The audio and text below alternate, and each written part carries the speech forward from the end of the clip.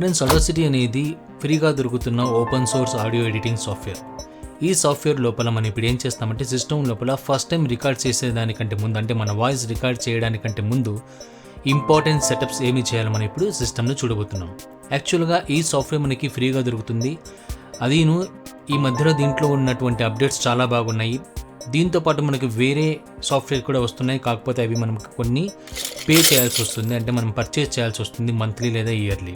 Okay, మంచి software లేవని కాదు, ఉన్నాయి. కాకపోతే మనకు ఫ్రీగా దొరుకుతున్నటువంటి మంచి సాఫ్ట్వేర్లో అడాసిటీ ఒకటి. బేసిక్గా ముందు ఇంపార్టెంట్ సెటప్స్ ఏం చేసుకోవాలి అంటే మైక్రోఫోన్ కనెక్ట్ చేసి దాని తర్వాత ఉన్నటువంటి చిన్న చిన్న సెటప్స్ ఏవైతే ఉన్నాయో మనం చూసి అట్లాగే మన యొక్క ఆడియోని, మన వాయిస్ని ఎట్లా రికార్డ్ చేయాలో మనం చూడబోతున్నాం. ఫ్రెండ్స్, మనకి అప్లికేషన్ ఓపెన్ చేయగానే ఇలా కనిపిస్తుంది.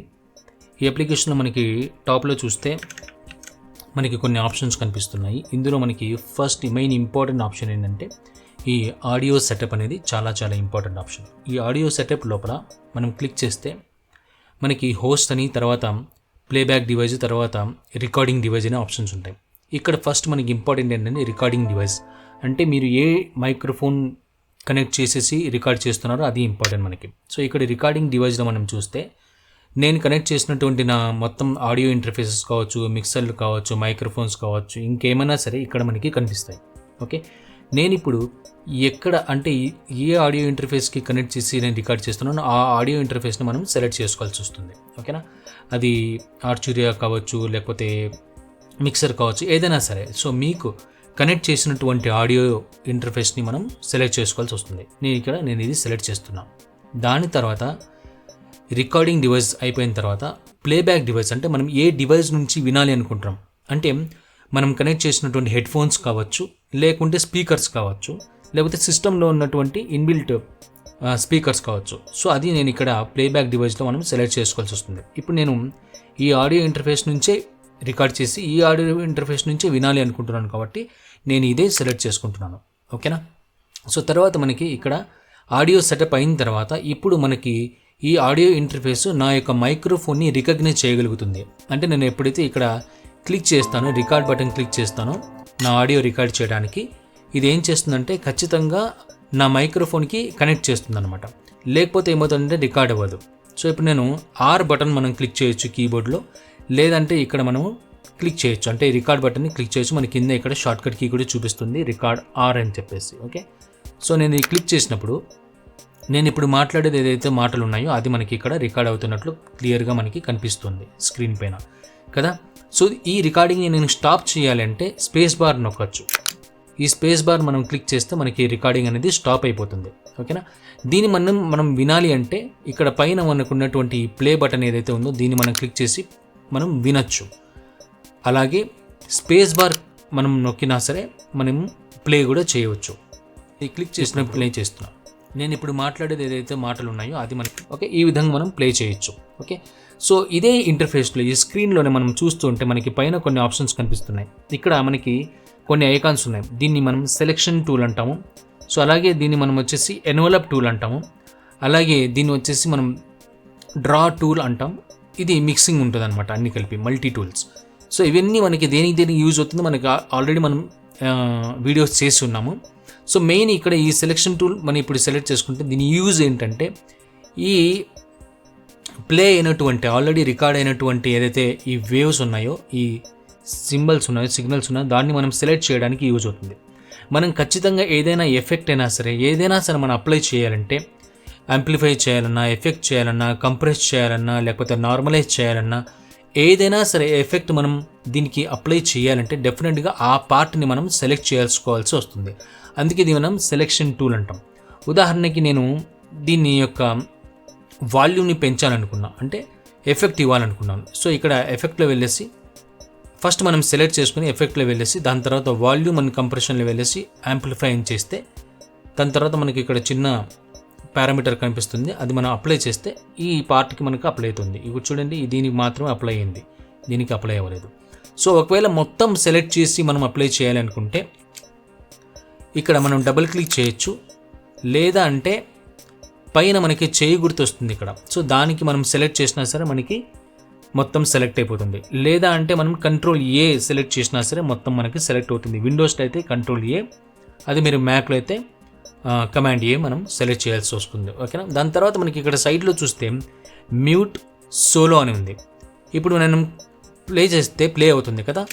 నేను ఇప్పుడు మాట్లాడేది ఈ ప్లే కాకుండా ఉండాలంటే మనం మ్యూట్ చేసుకోవాల్సి వస్తుంది. ఓకే, ఇప్పుడు నేను మ్యూట్ చేస్తే చూడండి, ఇది మీకు గ్రేడ్ అవుట్ అయిపోయింది. ఇదంతా ఇంతకుముందు బ్లూ కలర్లో ఉండేది గ్రేడెడ్ అవుట్ అయింది, అంటే మనకి ఇది మ్యూట్ అయిపోయింది.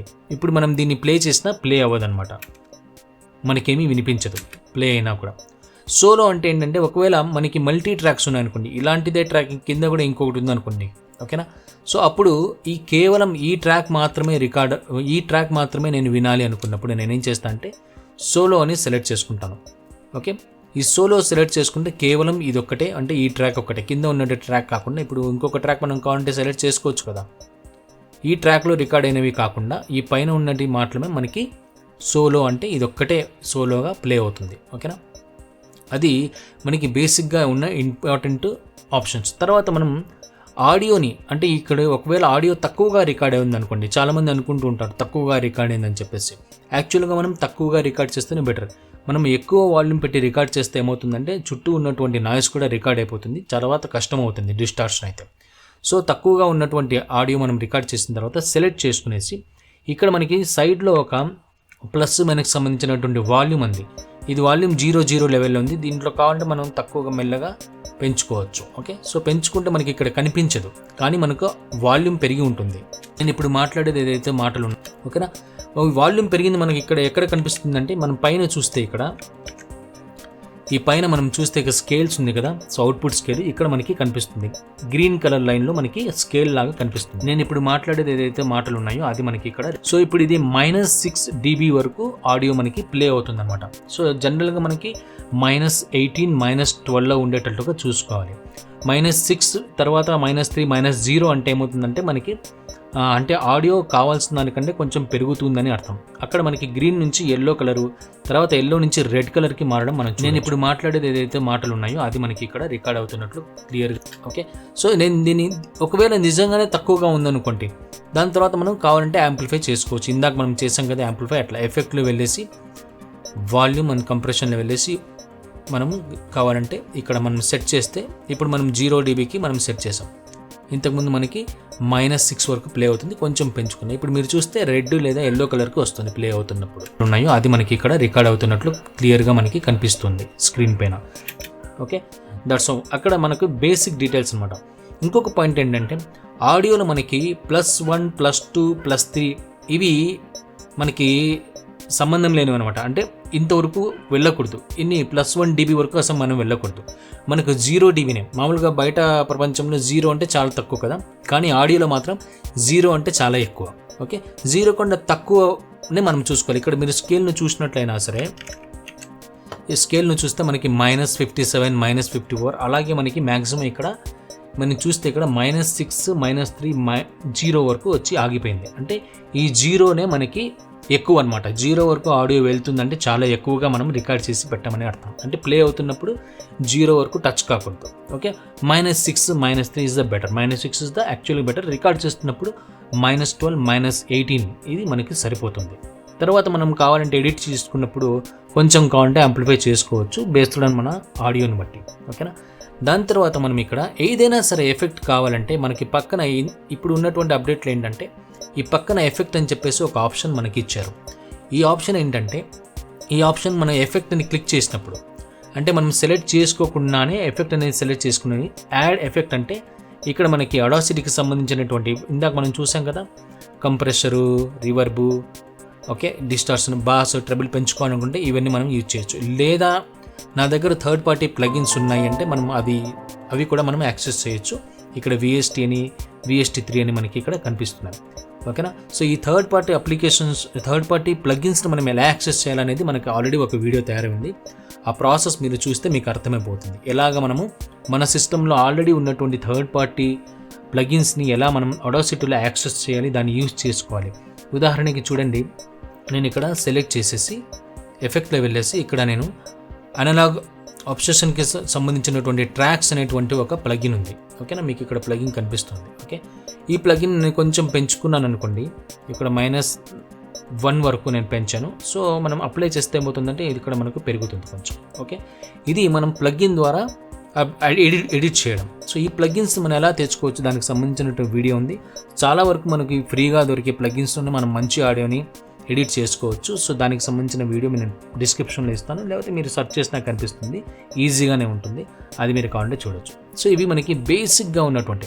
ఇప్పుడు రికార్డ్ అయిపోయింది, దీన్ని ఎలా సేవ్ చేయాలి, ఎలా దీన్ని మనం ఎక్స్పోర్ట్ చేయాలి. ఎక్స్పోర్ట్ అంటే నేను నా సిస్టంలో సేవ్ చేసుకోవాలి. ఇప్పుడు ఇది వేవ్ ఫార్మెట్లో లేదు, MP3 ఫార్మెట్లో లేదు. దీన్ని నేను తీసుకొని రావాలంటే ఏం చేయాలంటే ఇక్కడ ఫైల్లో వెళ్ళేసి తర్వాత ఇక్కడ ఎక్స్పోర్ట్ ఆడియో అని చెప్పేసి ఆప్షన్ ఉంటుంది. ఎక్స్పోర్ట్ ఆడియోని మనం క్లిక్ చేస్తే కింద మనకి ఆప్షన్ కనిపిస్తుంది ఆన్ యువర్ కంప్యూటర్. ఓకే, ఇది వచ్చేసి మనకి క్లౌడ్ అనమాట. సో ఇది వచ్చేసి మనకి on your computer. So export to computer అని చెప్పేసి క్లిక్ చేస్తే ఇది పాత్ అడుగుతుంది, ఎక్కడ పోయి సేవ్ చేయాలని చెప్పేసి. దాని తర్వాత ఫైల్ నేమ్ అడుగుతుంది.